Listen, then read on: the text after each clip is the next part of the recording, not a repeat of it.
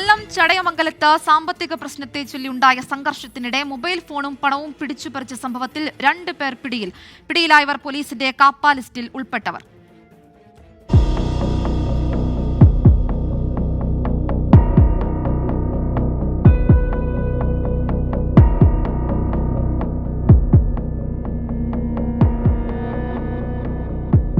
ചടയമംഗലം സ്വദേശി ഗിരീഷിന്റെ പരാതിയിൽ കാപ്പ ലിസ്റ്റിൽ ഉൾപ്പെട്ട അക്കോണം സ്വദേശി മുഹമ്മദ് ഷാൻ, കുരിയോട് സ്വദേശി രാഹുൽ എന്നിവരെയാണ് പോലീസ് അറസ്റ്റ് ചെയ്തത്.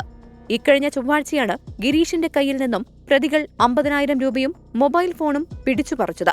പ്രതികളിൽ ഒരാളായ മുഹമ്മദ് ഷാന് പണം നൽകാനുണ്ടെന്ന് പറഞ്ഞായിരുന്നു പിടിച്ചുപറി. പിന്നാലെ ഗിരീഷ് ചടയമംഗലം പോലീസിൽ പരാതി നൽകി. പിടിയിലായ പ്രതികൾ പോലീസിന് നേരെയും അസഭ്യവർഷം നടത്തി. അറസ്റ്റ് രേഖപ്പെടുത്തിയ പ്രതികളെ കോടതിയിൽ ഹാജരാക്കി റിമാൻഡ് ചെയ്തു. 24 കൊട്ടാരക്കര.